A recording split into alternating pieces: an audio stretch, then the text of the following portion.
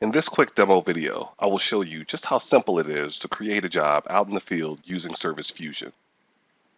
What you see now is the view that a service tech will see from their cell phone or mobile device. So in a normal scenario, the tech would scroll down, click Create New, and then choose Job. Now what a lot of our existing customers really like about this interface is that there are only two required fields, the customer name and their service location. So if it's a first-time customer, one that we've never dealt with before, I would just key in the information as they give it to me. If it's an existing customer, I'm able to search this system using the first few letters of their name, company name, email address, anything that you can think of, find the match, select it, and the information pulls up automatically. The exact same applies for the service location. So since this is an existing customer, I can then choose from the stored addresses that we already have on file, click Save, and then move on to the next step. Now the date and time section is optional. So if you leave this section blank, the system will classify this job as unscheduled and then move the work order over into an unscheduled folder in the back office so you know where to find it when the time comes. If there is any information that you would like for the service technicians to track, then we have customizable fields that you can go in and rename so the service tech can collect that data and it's all applied to the work order. Scroll to the very bottom and then click Create Job. So it literally takes 30 to 45 seconds to create a work order, and then you're on to the next thing. Behind the View Details tab, I can see the customer name and scheduling information. Behind the Info button, I can see the customer's callback information, but I also have a log of every single estimate or job that we've ever done for this customer historically. Hopefully that'll save them a ton of time from a diagnostic standpoint. Behind the Mapping button, I can receive turn-by-turn directions to the job site, upload photos, and even connect multiple signatures to the work order as well. Towards the bottom, the service technician can assign or be assigned tasks that need to be completed on this work order, communicate via instant message with the back office, and attach or access documents and equipment connected to this customer as well. Now, as a courtesy for all of our customers, we import your entire product and service catalog. So let's pretend that we're at a customer's home and we need to add some charges. So as you probably have noticed, you can add a product and you can add a service. Now you can do this separately or you can bundle them together. You guys probably know this is flat rate pricing, but we'll do this individually for this particular example.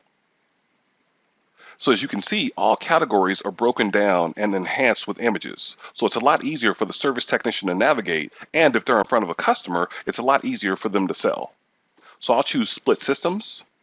And as you can see, I have two subcategories. So when I click on air conditioners, now I can see the items within that subcategory, so I'll go ahead and choose one. In this section, I can view the product description, I can see pictures, even videos. Now the videos are something that's normally supplied by the manufacturer unless you guys choose to produce something in-house. Pricing can automatically load member pricing if the customer is under an active membership agreement. You can also modify these prices at any given time on the spot. Scroll to the very bottom, click Add this product. So I can view the product added to the work order here, but we also need to install this unit.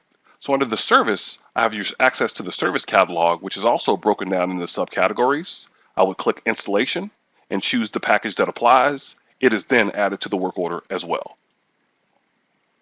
So once we've added our items and then our install codes, assuming that this job is done, the service tech would then scroll to the very top, click the power button, and then change the status of the job to completed. Once completed, behind the same invoice button, if we scroll to the very bottom, the service tech can add any ancillary charges, email the work order to the client. If they have access to a wireless printer, they can print out a work order and hand it to the client as well. So I'll click Finalize Invoice.